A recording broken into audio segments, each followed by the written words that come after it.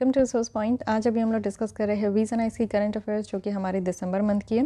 तो इसमें हम लोग इंटरनेशनल रिलेशंस देख रहे थे। इंटरनेशनल रिलेशंस में हमारी 2-3 आर्टिकल कंप्लीट हो गई है। आज स्टार्ट करेंगे हम लोग यहाँ पे बिम्स्टेक के साथ, जो थर्ड आर्टिकल है।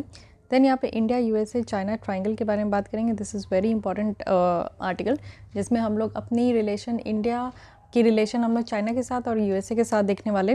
तो एक लेंदी आर्टिकल भी है और बहुत ही अच्छी आर्टिकल है ये। इसमें आपको बहुत सारे इन्फॉर्मेशन मिलेगा और साथ ही साथ हम लोग समझ पाएंगे कि हम लोग किस तरीके से मेंटेन करके रखते हैं। एक साइड हमारा दोस्त यूएसए है, दूसरे साइड हमारा दोस्त चाइना है, तो हम लोग को कैसे इन दोनों के बीच में एक बैलेंस बनाकर चलना होता है।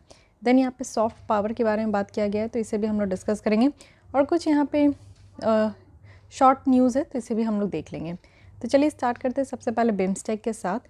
तो बिम्स्टेक स्टैंड्स फॉर, इसकी फुल फॉर्म आप लोग को याद होनी चाहिए, bay of Bengal initiative for multi sectoral technical and economic cooperation. ठीक है, सबसे पहले बेसिक स्टैटिक हम लोग यहाँ पे देखने वाले।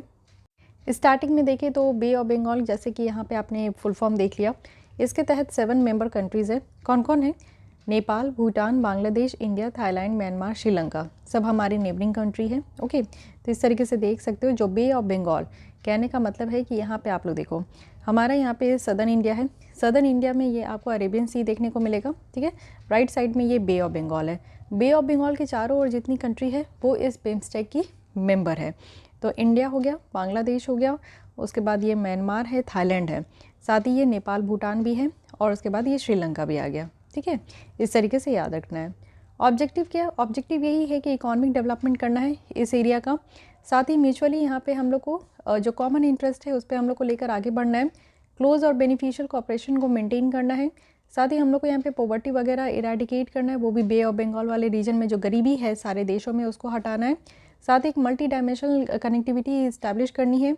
सिनर्जी वगैरह यहाँ पे प्रमोट करना होगा कनेक्टिविटी फ्रेमवर्क को लेकर। ओके, अब इसका प्रिंसिपल क्या है, किस किस प्रिंसिपल पे काम करते हैं? तो यहाँ पे रिस्पेक्ट है सॉवरेन इक्वालिटी का, रिस्पेक्ट है टेरिटोरियल इंटीग्रिटी का, रिस्पेक्ट है पॉलिटिकल इंडिपेंडेंस का, और नॉन इंटरफेरेंस की बात की गई है इंटरनल अफेयर्स में, नॉन एग्रेशन की बात की गई है, और पीसफुल को एग्जिस्टेंस की बात की गई है। साथ ही वर्किंग स्ट्रक्चर है कि इसकी हर साल आप देखो सबमिट होती है। हर साल तो होती नहीं है, लेकिन ऐसा हर एक ऑर्गेनाइजेशन का है कि एवरी ईयर एक सबमिट होगी, बट इसका सबमिट बहुत ही आपको देखने को मिलेगा कि गैप में होता है। मिनिस्ट्रियल मीटिंग होती है, सेक्टोरल मीटिंग होती है, साथ ही यहाँ पे सीनियर ऑफिशियल मीटिंग होता है, और बिम्स्टेक की परमानेंट वर्किंग कमेटी भी है। ठीक, इंपॉर्टेंस अगर हम लोग देखें तो वर्ल्ड की पॉपुलेशन का टोटल 22% बिम्स्टेक के मेंबर कंट्रीज़ के पास है। जीडीपी का आप देखो तो $2.7 ट्रिलियन तक ये कंबाइंड यहाँ पे कंट्रीब्यूट करता है। 1/4 अगर वर्ल्ड की ट्रेडेड गुड्स देखें तो ये हमारा बे ऑफ बंगाल में ही होता है। और साथ ही साथ 6 फोकस एरिया है कि बेसिकली इस बे ऑफ बंगाल वाले एरिया में trade, technology, energy, transport, tourism and fisheries में मेनली फोकस करना है। फाइन, अब यहाँ पे बात करते हैं सार्क का। तो एक्सपर्ट के द्वारा सजेस्ट किया गया है कि हमें यहाँ पे बेटर रीजनल यहाँ पे फोरम लेकर आना होगा फॉर साउथ एशियन रीजन के लिए। Other existing regional forum SAARC की अगर हम लोग देखें तो ये 2014 से ही चल रहा है, लेकिन अब हम लोग समझते हैं कि पहले हम लोग सार्क को बहुत ज़्यादा इंपॉर्टेंस देते थे, but now we are giving more importance to BIMSTEC. So why BIMSTEC को हम लोग ज़्यादा इंपॉर्टेंस दे रहे हैं? तो देखिए, इंक्लूसिविटी है। BIMSTEC is more inclusive in nature. Article 6 जो है वो रिसेंटली साइन हुआ है बिम्स्टेक के चार्टर में। इसका कहने का मतलब है कि एडमिशन ऑफ न्यू मेंबर, जो भी यहाँ पे नए मेंबर है उसको ग्रुप में यहाँ पे एडमिशन लेना है तो वो यहाँ पे आ सकते हैं। साथ ही यहाँ पे आप देखो कि यहाँ पे मेंबर कंट्रीज़ जैसे कि मॉलडीव्स है, तो वो भी यहाँ पे जुड़ना चाहते हैं। ठीक है, सार्क की बात करें तो सार्क में इस तरीके का कोई प्रोविज़न नहीं है, इंक्लूसिव प्रोविज़न है ही नहीं कि इट्स ओपन टू ऑल, कि और कोई अदर मेंबर है, कंट्री है, तो वो यहाँ पे मेंबर बन सकते हैं। सेकंड वन इज़ अप्रोच की बात करें तो बिम्स्टेक जो है ये मोर होमोजीनियस है। जो मेंबर्स है वो मेनली यहाँ पे बेटरमेंट पे फोकस करते हैं, जो भी इकोनॉमिक और टेक्निकल स्फेयर है।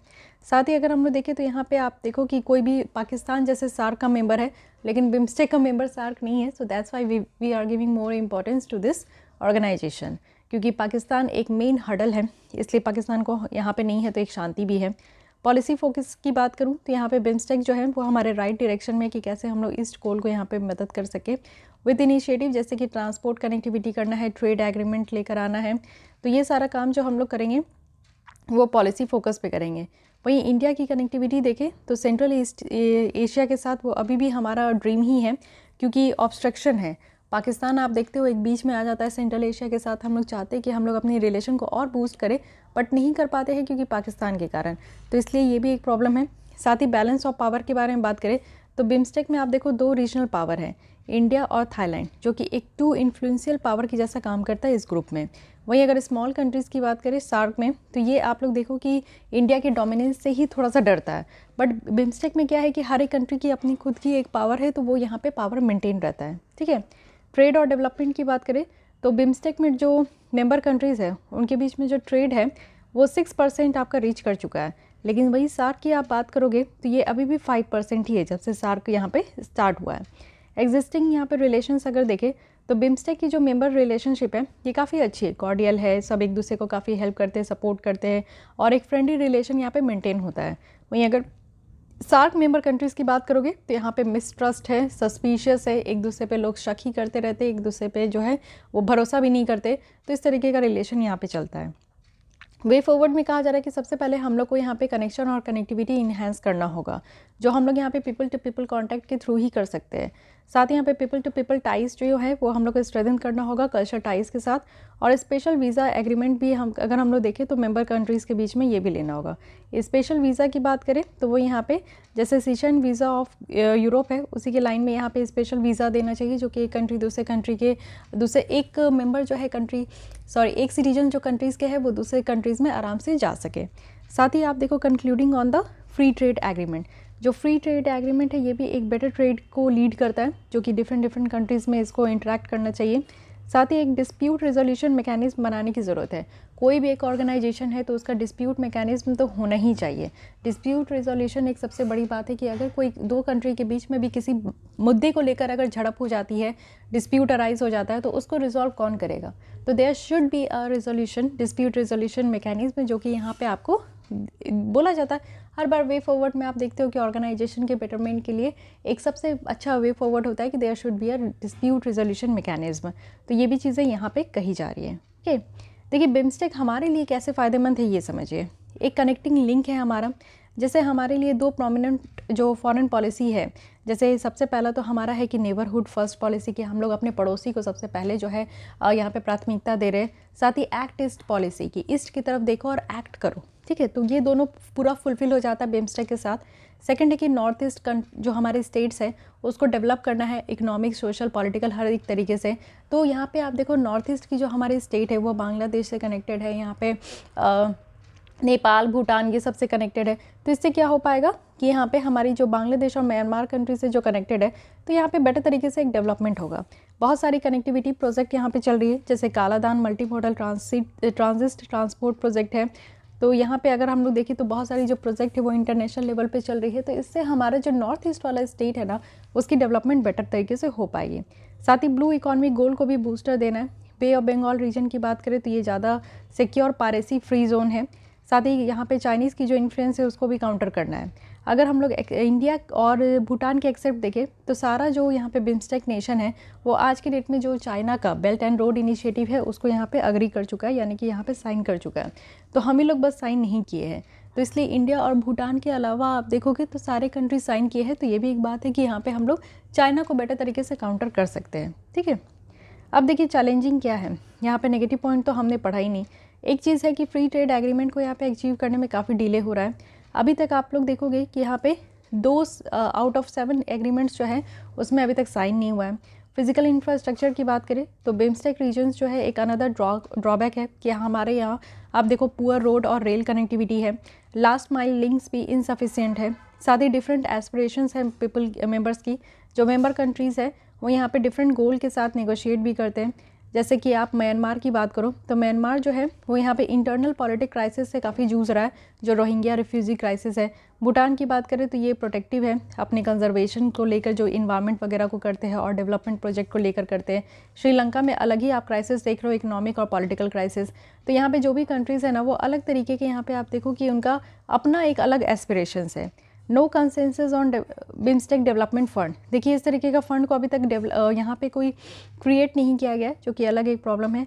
Untapped business to business collaboration, आज के डेट में आप देखोगे तो जो ग्रुप्स इनिशिएटिव है वो मोस्टली यहाँ पे ऑफिशियल और एक्सपर्ट्स के द्वारा लीड किया जाता है। तो यहाँ पे हम लोग को ज़रूरत है कि ये जो बिज़नेस बॉडीज़ है इसको ज़्यादा से ज़्यादा एक्सपेंड कर सके। ओके, सो ये सारे तरीके का आपको प्रॉब्लम्स देखने को मिलेगा, चैलेंजेस है जिसको ओवरकम करना बहुत ज़्यादा ज़रूरी है। सो ये सारी बातें रही बिम्स्टेक को लेकर। तो यहाँ पे कहा जा रहा है कि थोड़ा बहुत बेटर यहाँ पे जो रीजनल फोरम है साउथ एशियन नेशन का, उसके लिए यहाँ पे एक्सपर्ट ने सजेस्ट किया है कि यहाँ पे एक बेटर तरीके से जो रीजनल फोरम है उसको लिया जाए, जिससे कि एक बेटर यहाँ पे आगे चलकर काम हो सके बिम्स्टेक में, क्योंकि बिम्स्टेक एक बहुत इंपॉर्टेंट ऑर्गेनाइजेशन है हमारे लिए भी और ग्लोब के लिए भी। ठीक है, तो इसलिए बिम्स्टेक के बारे में जो स्टैटिक पॉइंट है वो हमने क्लियर किया, और यहाँ पे बिम्स्टेक से हमें क्या फ़ायदा होगा, बिम्स्टेक का क्या यहाँ इंपॉर्टेंस है, कितना कॉन्ट्रीब्यूशंस है, ये सारी चीज़ें हमने यहाँ पे डिस्कस की। अब नेक्स्ट आर्टिकल आते हैं इंडिया यूएसए चाइना ट्रायंगल। देखिए 18th एडिशन है युद्ध अभ्यास का, ये annual India US military exercise है जो कि अभी रिसेंटली कहाँ हुआ, उत्तराखंड में। ठीक है, ये जो एक्सरसाइज है ये 100 किलोमीटर्स का होता है लाइन ऑफ एक्चुअल कंट्रोल से, और चाइना के द्वारा क्लेम किया जाता है कि इंडिया ने 1993 और 1996 का जो एग्रीमेंट है LAC को लेकर, लाइन ऑफ एक्चुअल कंट्रोल को लेकर, उसको हमने वायलेट किया है। ठीक है, चलिए छोड़िए, पहले हम लोग एग्रीमेंट देख लेते हैं। 1993 की एग्रीमेंट क्या है, दोनों साइड यानी कि इंडिया और चाइना हम लोग यहाँ पे अग्री हो गए थे कि स्ट्रिक्टली रिस्पेक्ट करेंगे और ऑब्जर्व करेंगे जो लाइन ऑफ एक्चुअल कंट्रोल है हम दोनों के साइड में। साथ ही एक मिलिट्री फोर्सेस भी रहेगी इस एरिया में। साथ ही आप देखो कि यहाँ पे मिलिट्री जो एक्सरसाइज है वो सब यहाँ पे नहीं होगा म्यूचुअली आइडेंटिफाइड जोन में, और इस हर एक साइड को मतलब इंडिया और चाइना जो है प्रायर नोटिफिकेशन देंगे मिलिट्री एक्सरसाइज को लेकर। अगर किसी स्पेसिफाइड लेवल पे लाइन ऑफ एक्चुअल कंट्रोल में अगर कोई मिलिट्री एक्सरसाइज करना है तो एक दूसरे को पहले हम लोग नोटिस देंगे। ठीक है, ये एग्रीमेंट है 1993 का। अब 1996 का एग्रीमेंट देख लो। Neither side shall use its military capabilities, it means कि ना चाइना ना इंडिया अपनी मिलिट्री कैपेबिलिटीज़ को एक दूसरे के अगेंस्ट में यूज़ नहीं करेंगे। साथ ही no armed forces deployed, it means कि कोई भी आर्म्ड फोर्स जो है वो डिप्लॉयड नहीं होगा ईदर साइड, यानी कि बॉर्डर में अगर हम लोग देखें तो इसलिए ये दो यहाँ पे आप देखो कि एग्रीमेंट में ये बातें साइन हुई है, हम लोग एग्रीड हुए हैं 1993 और 1996 का, बट ये चीज़ें कही जा रही कि हम लोग इसको वायलेट किए। चलिए देख लेते हैं ट्रायंगल रिलेशन और इंडिया यूएस चाइना के बारे में बात करें तो ट्रायंगल सेटअप में अगर हम लोग देखें, एक कंट्री ए है जो कंट्री बी के साथ डील कर रही है, तो इससे सी को अफेक्ट होता है, सी अफेक्ट हो जाता है। ठीक है, तो जो ट्रायंगल रिलेशनशिप है ये एग्जिस्ट नहीं करेगा तीन पार्टीज़ में, जब दो पार्टी फ्रेंड हो और थर्ड पार्टी जो है वो यहाँ पे कॉमन एनिमी हो। इट मीन्स कि आप देखो कि हम और जो यूएसए है हम लोग फ्रेंड है और चाइना हमारा एक कॉमन दुश्मन है, तो यहाँ पे हमारा रिलेशनशिप जो है बेटर नहीं हो सकता। एरिया ऑफ डाइवर्जेंस देखिए कि हम लोग तीनों में अलग थलग कौन सी एरिया है, कॉन्फ्लिक्टिंग फॉरेन पॉलिसी है। चाइना जो है इंडिया की तिब्बत पॉलिसी को और यूएसए का जो ताइवान पॉलिसी है ये एक आप देखते हो कि इसको हिंड्रेंस देखता है, यानी कि जो पूरी तरीके से आपको पता है कि चाइना एक ग्लोबल पावर बनना चाहता है, तो उसको लगता है कि कहीं ना कहीं ग्लोबल पावर बनने से रोकने में उसका यूएसए का हाथ है और यूएसए को बीट करना भी मुश्किल है। तो इंडिया का जो तिब्बत पॉलिसी है और यूएस का जो ताइवान पॉलिसी है, ये दोनों पॉलिसी चाइना को दिक्कत करता है। साथ ही इंडिया की एपरेंट क्लोजनेस टू यूएसए, आपको पता है कि हम लोग यूएसए के साथ हमारी रिलेशन बहुत पुरानी और बहुत अच्छी है, तो चाइना को ऐसा लगता है कि हम लोग काफ़ी क्लोज है यूएसए से, जैसे कि यूएस डेजिग्नेट करता है इंडिया को as a major defence partner. USA के द्वारा ये चीज़ कहा गया है कि इंडिया ही उसका मेजर डिफेंस पार्टनर है और हमारे द्वारा जो है सेल एंड परचेज किया भी जाता है। साथ ही दो कंट्रीज़ है जो कि ऑलरेडी यहाँ पे 4 डिफेंस कॉपरेशंस, यानी कि यूएस की जो 4 यहाँ पे फंडामेंटल कॉपरेशन है उसको हमने साइन किए, जैसे जेंडर सिक्योरिटी और मिलिट्री इंफॉर्मेशन एग्रीमेंट है, फिर लेमोआ है logistic exchange memorandum of agreement, then CISMOA है communication and information security memorandum of agreement, then BECA है जो कि बेसिक एक्सचेंज कॉपरेशन एग्रीमेंट है। तो ये 4 फंडामेंटल प्रिंसिपल है जो कि यूएसए का है, तो हम लोग ने इसको साइन किया है। ठीक है, चैलेंजिंग हेजेमनी है, चाइना चाहता है कि कुछ इन्फ्लुएंस हो इंडो पैसिफिक वाले रीजन में, जैसे कि आप जानते हो कि इंडो पैसिफिक, एक तो चाइना इसी से चिढ़ता है कि इस रीजन को इंडो के नाम से क्यों जाना जाता है, इंडिया के नाम से इंडो पैसिफिक है, इंडियन ओशन है जो कि इंडिया के नाम से है, तो चाइना को ये सब चीज़ पसंद नहीं आती है। ठीक है, साथ ही आप देखो कि यहाँ पे चाइना का बेल्ट एंड रोड इनिशिएटिव, जो चाइना का ये पूरी तरीके से ये चीज़ है कि पूरे देश को, पूरे ग्लोब को वो बांध लेगा अपने BRI इनिशिएटिव से, तो ये भी ये करने का कोशिश कर रहा है, ट्रैप करने का कोशिश कर रहा है।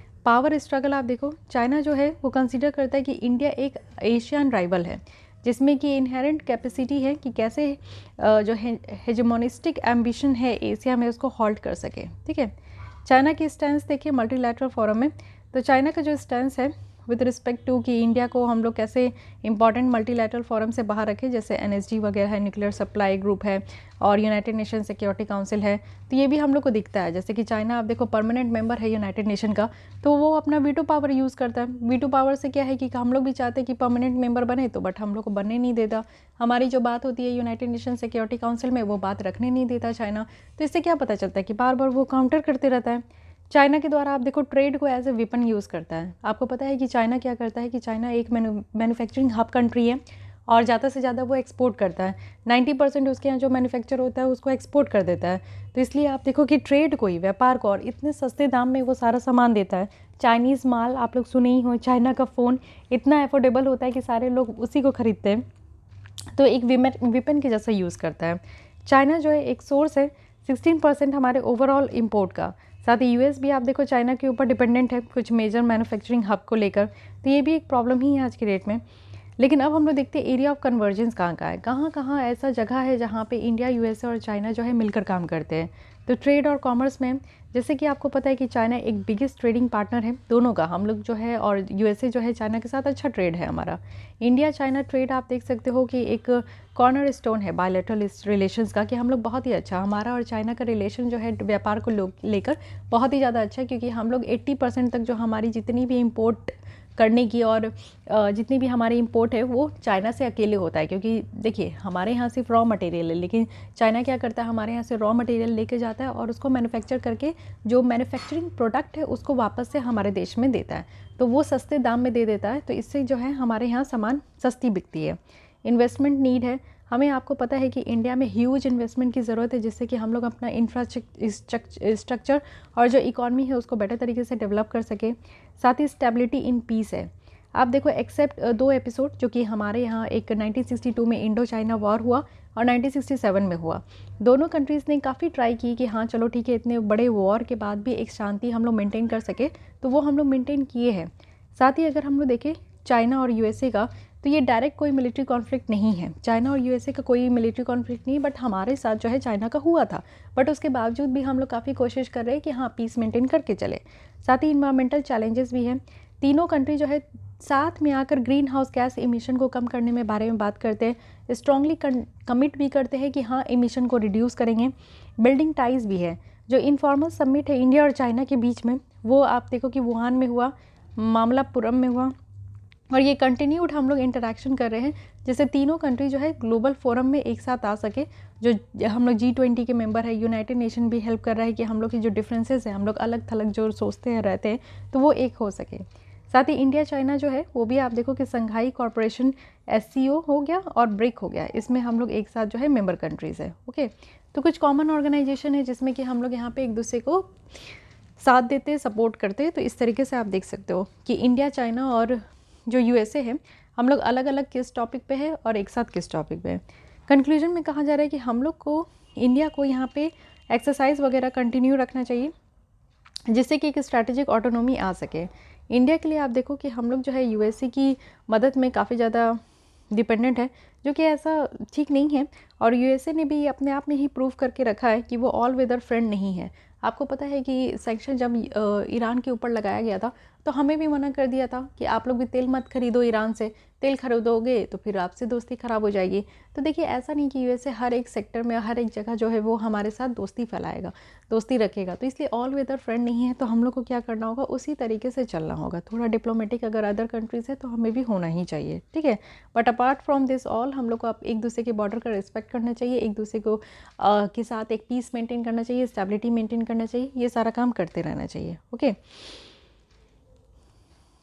साथ ही यहाँ पे हम लोग ने एग्रीमेंट वगैरह तो देख ही लिया, और हम लोग जो यहाँ पे इंडिया, यूएसए, चाइना ट्रायंगल है, इसको भी हम लोग यहाँ पे बड़े तरीके से डिस्कस कर लिए। ओके, तो कहाँ कहाँ हम लोग एक साथ और कहाँ कहाँ डिफरेंस है, ये आप लोग बेटर तरीके से समझ पाए होंगे।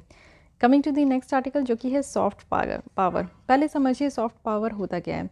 जो मिनिस्ट्री ऑफ एक्सटर्नल अफेयर्स है, उनके द्वारा कहा गया है कि सॉफ्ट पावर मतलब कि इन्फ्लुएंस करना दूसरे कंट्रीज़ को। ऐसा नहीं है कि लड़ के, वॉर करके, या फिर जैसे होता है हथियार वगैरह डाल के, वैसे नहीं। सॉफ्ट पावर मतलब कि बोल कर, अपनी एटीट्यूड से, एक्शन से किसी सामने वाला को इन्फ्लुएंस कर देना, ठीक है। तो ये एबिलिटी है कि कैसे हम लोग प्रेफरेंसेस वगैरह को शेप कर सके। ये डिफरेंट होता है हार्ड पावर से। हार्ड पावर कहने का मतलब है कि रियली आप अपने यहाँ की कुछ रिसोर्सेज है उसको इस्तेमाल करके ही सामने वाले के ऊपर आप हावी हो जाओ। तो ये चीज़ है। इम्पॉर्टेंस क्या है इंडिया के लिए, क्या इंपॉर्टेंस है सॉफ्ट पावर का, तो ये चीज़ अगर हम लोग समझें तो देखिए सॉफ्ट पावर ऐसा है, जैसे आप देखते हो कि पीएम जो हमारे मोदी जी हैं वो भी सॉफ्ट पावर का इस्तेमाल करते हैं। उनकी बोली इतनी अच्छी है, वाणी इतनी अच्छी है, उनके शब्दों का जो एक सिलेक्शन होता है कि किस तरीके के कौन से वर्ड कहाँ यूज़ करना है, वो इतना इंटेलिजेंस के साथ करते हैं कि सामने वाले लोग उनको सुनते हैं। दूसरे कंट्रीज़ में भी आज की डेट में आप देखो कि इंडिया को रिकॉग्नाइज किया गया है, वर्ल्ड लेवल पे रिकॉग्नाइज किया गया, क्योंकि हम लोग सॉफ्ट पावर की जैसा इमर्ज होकर आ रहे हैं। Only no nuclear weapon state, that is not ऐसा एक हमारा न्यूक्लियर वेपन स्टेट है जो कि हम लोग एनपीटी के मेंबर नहीं है, बट फिर भी हम लोग यहाँ पे ऐसा नहीं है कि किसी के ऊपर मन किया तो हम लोग कोई भी जो है बम बारूद दे दिए, जला दिए, ऐसा हम लोग नहीं करते। साथ ही hard power can not be exercise, soft power को इग्नोर किया जाता है बिकॉज कॉन्सिक्वेंसेज एसोसिएशन छोड़िए। Can earn respect, soft power से क्या होता है आपको रिस्पेक्ट मिलेगा, ग्लोबल पोजीशन मिलेगी। फाइन, अब हम लोग देखते हैं इंस्ट्रूमेंट क्या क्या है इंडिया के सॉफ्ट पावर डिप्लोमेसी का। तो सबसे पहले कल्चर, हम लोग अपने कल्चर पे सबसे ज़्यादा फोकस करते हैं, नाच भी करते हैं और इस चीज़ को हम लोग स्प्रेड भी करते हैं।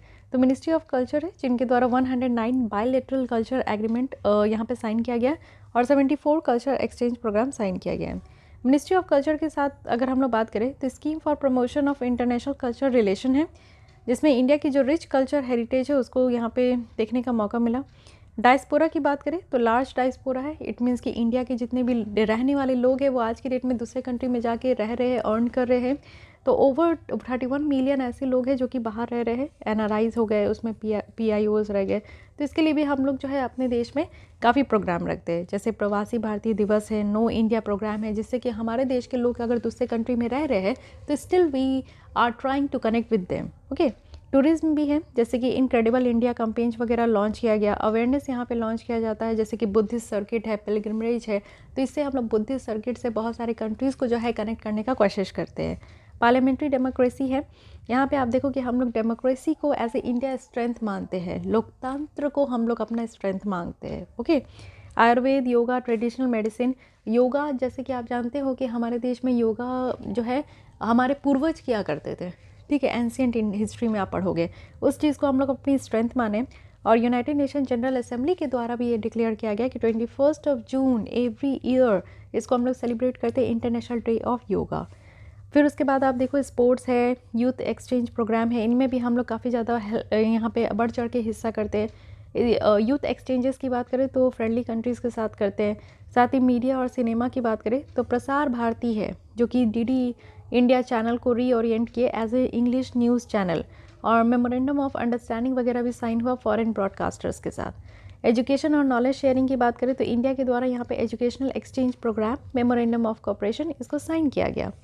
उसके बाद आप देखो कॉपरेशन भी किया गया मल्टीलैटरल प्लेटफॉर्म्स के द्वारा, जैसे कि आप देखो ब्रिक हो गया, G20 है, आसियान कंट्रीज़ है, तो इनमें भी अगर हम लोग देखें तो कॉपरेशन वगैरह बहुत हद तक किया गया है। फाइन, तो ये सारे जो यहाँ पे दोनों टेबल हैं काफ़ी इंपॉर्टेंट है, इससे आप लोग काफ़ी अच्छी इन्फॉर्मेशन और अच्छे जो पॉइंट्स है उसको आप लोग नोट डाउन कर सकते हो।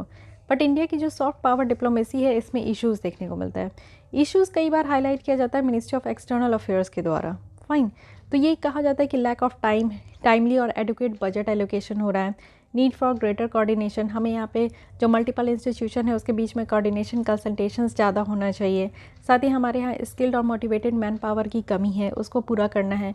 लैक ऑफ क्लैरिटी है कि कल्चर के स्कोप में हम लोग को आगे कैसे काम करना है। हमारे जो कुछ डोमेस्टिक इश्यूज़ है उसमें भी इम्पैक्ट देखने को मिलता है, जैसे अर्बन एरिया में पॉल्यूशंस है, चाइल्ड लेबर, हमारे यहाँ बच्चे जो है बहुत भर भर के काम करते हैं, वॉलेशंस देखने को मिलता है वुमेन के अगेंस्ट में, ट्रैफिकिंग आज के भी देश में हो रही है, आज की भी डेट में हो रही है कि हमारे यहाँ की महिलाएं बच्चों को किडनैप करके उनको बुरी अवस्था में रख कर उनसे जो है भीख मंगवाया जाता है। सब पर परफॉर्मेंस भी देखने को मिलता है रिलीजियस टूरिज्म में। तो ये सारी प्रॉब्लम है जो कि आज की डेट में हम लोग देख रहे हैं। तो रिकमेंडेशन दिया गया है कि इंटरनेशनल बेस्ट प्रैक्टिसेस को हम लोग को फॉलो करना चाहिए।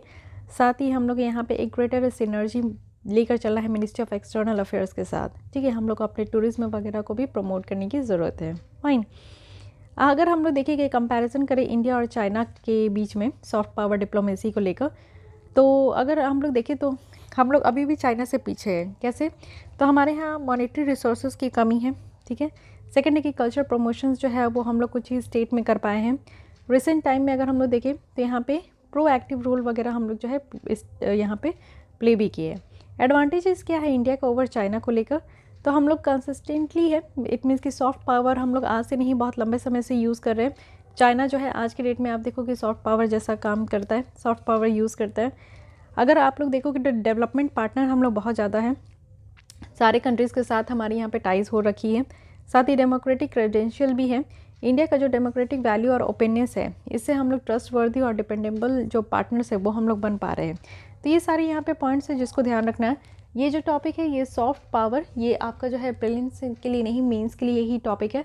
तो चीज़ों को समझिए, कुछ टॉपिक ऐसे होते हैं जो आपकी अंडरस्टैंडिंग जो पावर है, एबिलिटी है, उसको इन्हेंस करता है, तो इस चीज़ को समझने की कोशिश कीजिएगा। ओके, यहाँ पे कुछ शॉर्ट न्यूज़ भी है, इसे देख लेते हैं।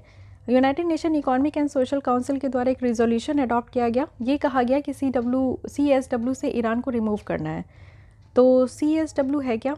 देखिए, ये एक ग्लोबल इंटरगवर्नमेंटल बॉडी है जो कि मेनली यहाँ पे जेंडर इक्वालिटी और एम्पावरमेंट ऑफ वुमेन का प्रमोशंस को लेकर यहाँ पे डेडिकेट किया गया है। ठीक है, तो इसलिए इंडिया जो है वो इलेक्ट हो चुका है CSW में। इट मीन्स कि यहाँ पे commission on status of women में हम लोग यहाँ पे इलेक्ट होकर आए हैं 4 साल के लिए। कब से कब तक? 2021 से 25 तक। So this is important. Okay, अब यहाँ पे आप देखो India Australia economic and cooperation trade agreement. तो यहाँ पे India Australia economic and cooperation trade agreement है जो कि अभी आया है निकल कर। तो India UAE comprehensive economic partnership agreement के बाद ये सेकंड ऐसा ट्रेड एग्रीमेंट है जो कि इंडिया के लिए है। तो हम लोग इसमें एक्सपेक्ट कर सकते हैं कि हमारा जो बायलैटरल ट्रेड है USA के साथ, वो यहाँ पे 40 से 50 बिलियन डॉलर तक इंक्रीज़ होगा। एम्प्लॉयमेंट निकल कर आएगा, 10 लाख जॉब यहाँ पे निकल कर आएंगे। अपॉर्चुनिटी वगैरह यहाँ पे क्रिएट होगा जिससे कि इन्वेस्टमेंट होगा और स्टार्टअप्स यहाँ पे बेटर तरीके से निकल कर आएगा। USNDAA ये है क्या? नेशनल डिफेंस ऑथराइजेशन एक्ट है ये। ठीक है, इंडिया का डिफेंस कॉपरेशन है। जैसे कि आप जानते हो कि 2016 में US के द्वारा ये कहा गया था कि इंडिया उसका मेजर डिफेंस पार्टनर है। ठीक है, तो इंडिया को भी यहाँ पे strategic trade authorisation Tier 1 status दिया गया था 2018 में। ये कहा गया था कि हमारे यहाँ हाई टेक्नोलॉजी प्रोडक्ट सेल हो रहा है, पर्टिकुलरली सिविल स्पेस में और डिफेंस सेक्टर में। फाइन, तो इसको याद रखना है। देखिए, जो 4 यहाँ पे फंडामेंटल एग्रीमेंट है, सबसे पहले यहाँ पे general security of military information है। तो यहाँ पे क्या है कि मिलिट्री इन्फॉर्मेशन जो है वो इंडिया और USA के बीच में एक्सचेंज होते रहता है। लॉजिस्टिक एक्सचेंज भी होता है। इट मीन्स कि हम लोग एक दूसरे के जो है मिलिट्री बेस को यूज़ भी करते हैं और लॉजिस्टिक एक्सचेंज भी करते हैं। कॉमकासा की बात करें तो यहाँ पे क्या है कि हम लोग दोनों मिलिट्रीज़ जो है हाई इंड टेक्नोलॉजी का सेल वगैरह भी करते हैं। बेका है कि हम लोग यहाँ पे हाई इंड जो मिलिट्री टेक्नोलॉजी, लॉजिस्टिक और जियो स्पेशल मैप है, इसको भी शेयर करते हैं। इसके बाद देखिए सार्क करेंसी स्वैप फ्रेमवर्क। तो RBI के द्वारा यहाँ पे करेंसी स्वैप जो एग्रीमेंट है उसको साइन किया गया है मॉलडीव्स मॉनेटरी अथॉरिटी के द्वारा। और सार्क करेंसी स्वैप फैसिलिटी अगर हम लोग देखें तो 2012 से ही ये आपका लाइनअप हुआ है। फिर है लूसोफोन कंट्रीज़। तो इंडिया जो है ये इंटरनेशनल लूसोफोन फेस्टिवल जो है वो गोवा में यहाँ पे होस्ट हुआ है।